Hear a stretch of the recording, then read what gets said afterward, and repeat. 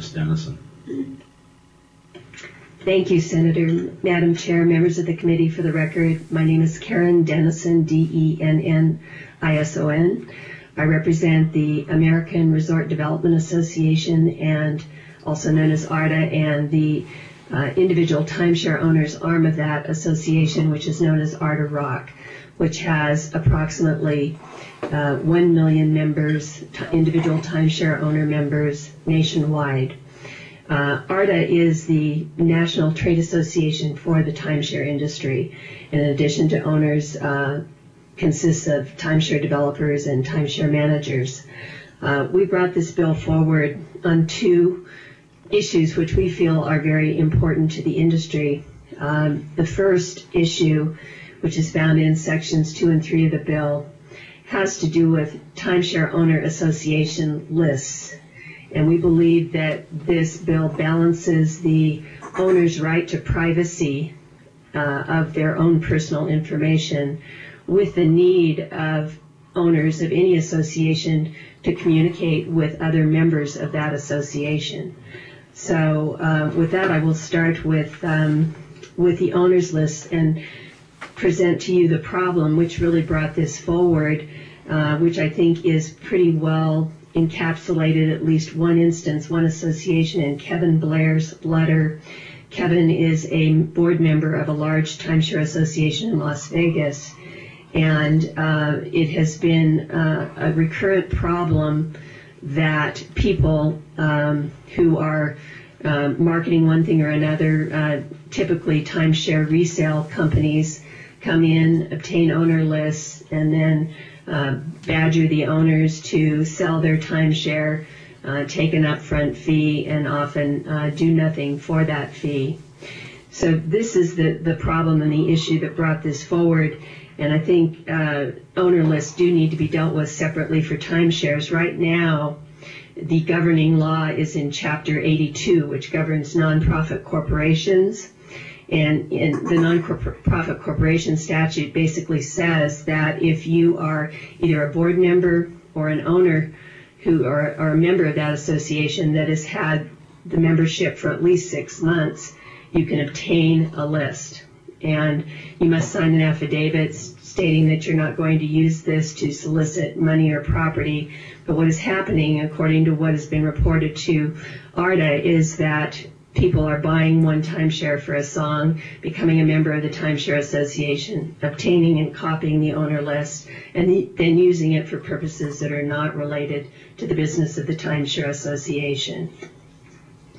So going through the bill, starting with Section 2, subsection 1, dealing with owner lists, it requires the manager or the board to update the list at least quarterly. And obviously this is important. It should be updated more often than quarterly, but this is important for communication among the various members. The second part of the bill deals with master associations. Oftentimes a timeshare project will be part of a larger community, and there will be whole ownership, either condominiums or homes, and the timeshare project, and they're all governed by a master association. So in order to not give away the list to the master association, there's a provision in law right now which says that timeshare projects can elect delegates. So if a particular project has delegates elected to vote to the master association, then the delegates' names and addresses are included on the master association list. If there are no delegates, then it would just be the association, the timeshare association's name and address that would be put on the roster for the master association. Section 2, subsection 3, provides that an owner can give written consent for that owner's personal information to be given to another person. And we have proposed an amendment which the most recent amendment has the green typing on it, which basically allows an owner some options with respect to disclosure of that list, and also sort of a warning label to the owner. The first limitation an owner can place is that only that owner's name and address mailing address, that is, be given to the third party. And the second limitation is that it only be used for matters of association business. Now, if an owner does not elect to limit the dissemination of the list to matters of association business, then the following warning would be given to them prior to obtaining their personal information or disseminating their personal information.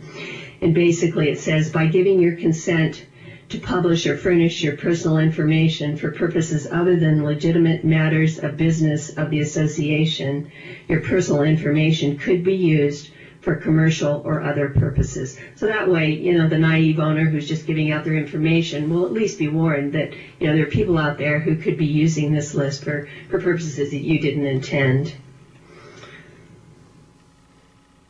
The next section, Section 2, Subsection 4, basically says that this bill supersedes the provisions I described in Chapter 82, where the owner list is given to any member who has been a member for 6 months. Section 3, Subsection 1 of the bill, requires the board or the manager to establish reasonable procedures so that owners can communicate with one another. This is sort of the gatekeeper concept, that the gatekeeper of the list will be either the association manager, which is more typical than the board because the board members are usually out of state, and they will determine in another section of the bill whether the owner who's requesting a mailing is requesting that mailing for legitimate purposes of the association. And then the mailing is conducted by the manager or the board, so that owners can do proxy solicitations. They can provide position statements on matters before the board of the association or the owners, and they do that through a mailing through the board or the manager. So in summary, we feel that this portion of the bill is very necessary to protect not only the privacy of the owners and as well as the legitimate interests of members to communicate with one another. And I should also point out that this was taken in part from a statute that exists right now in Florida regarding owner association lists. Karen, before you move on to the other part of the bill, as we've been moving through legislation in this committee, we're doing what we can to I'm noticing your definition. Let me start there of mail, which includes electronic. So, for clarity's sake, so I'm going to have to work through this a little bit.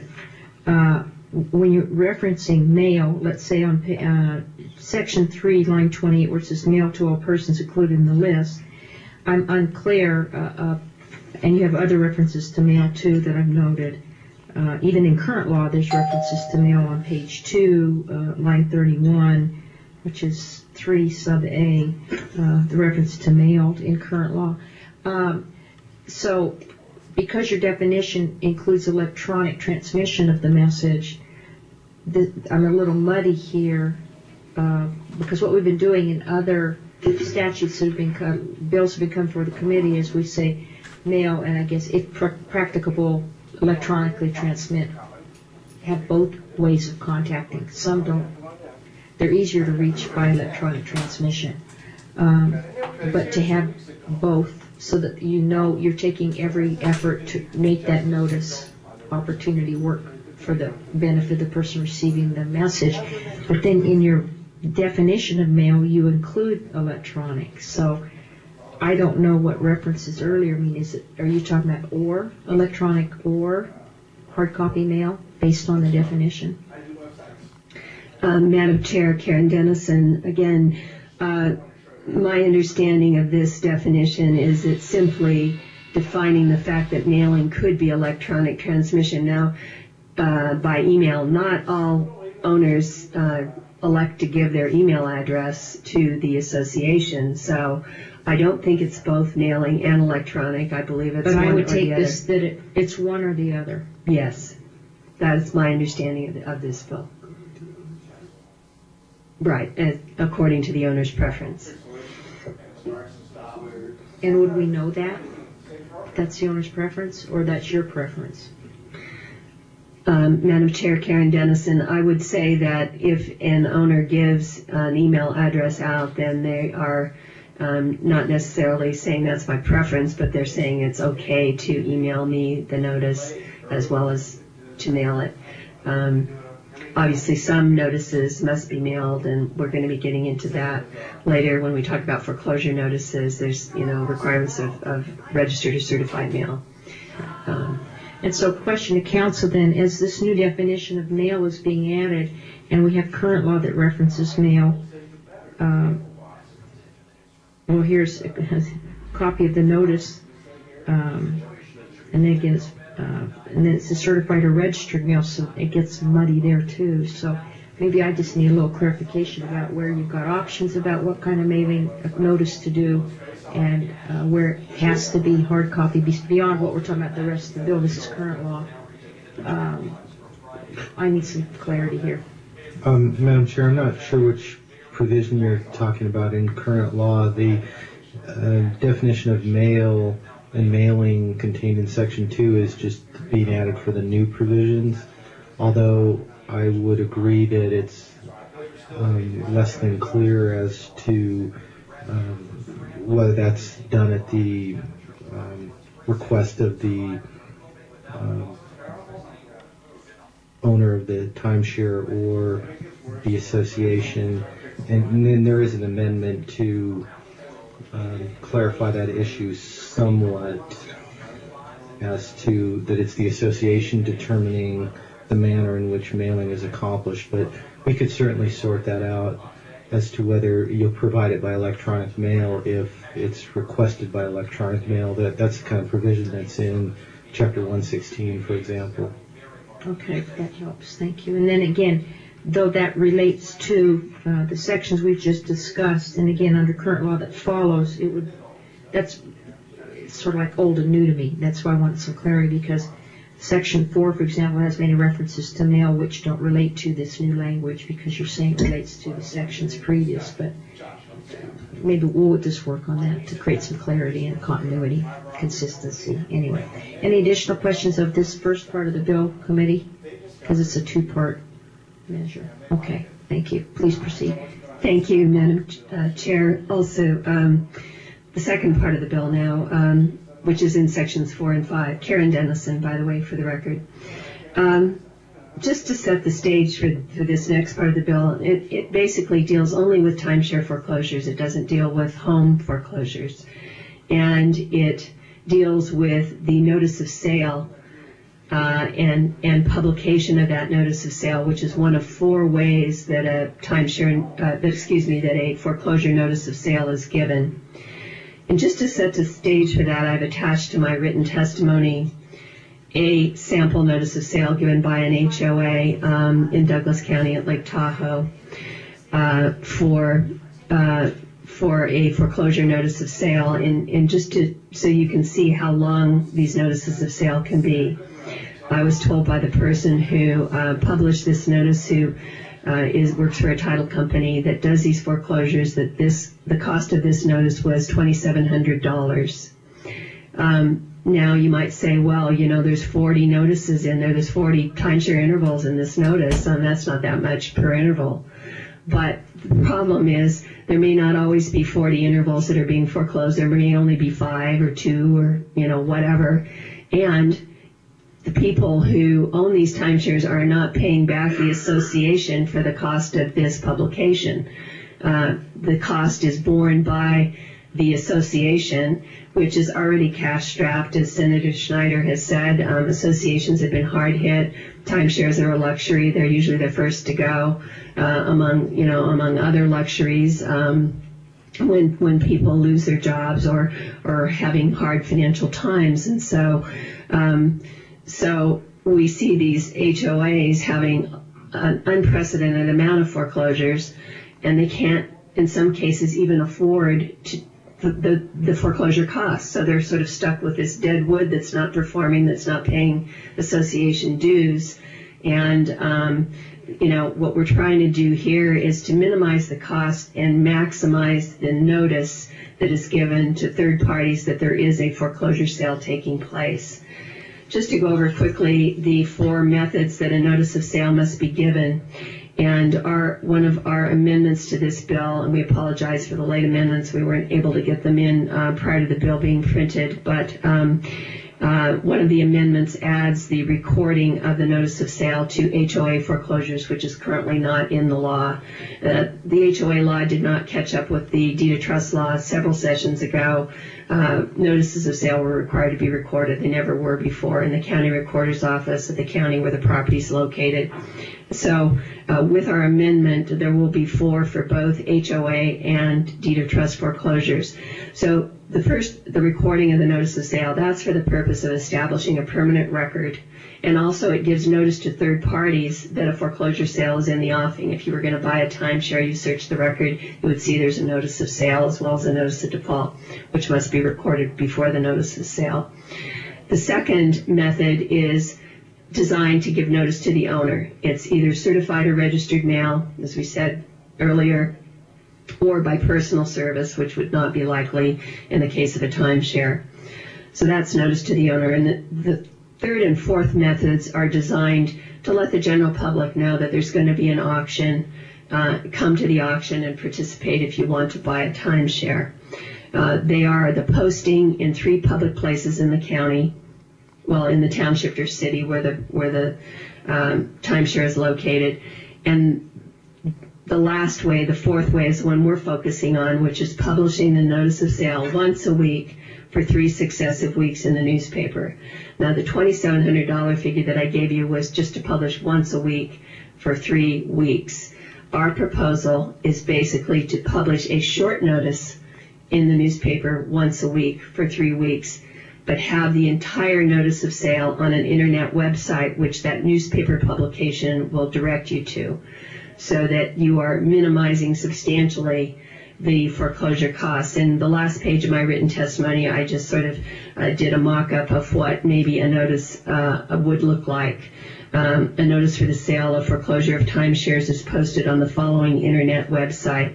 You give the website address, the location of the timeshare, and the name of the timeshare project, so that it's likely that someone in the general public who is directed to that website, or not even reading the paper but just looking for a timeshare foreclosure, might want a timeshare in Las Vegas in Polo Towers, a very desirable timeshare project, and they could Google those words and hopefully come up with some timeshare foreclosure notices.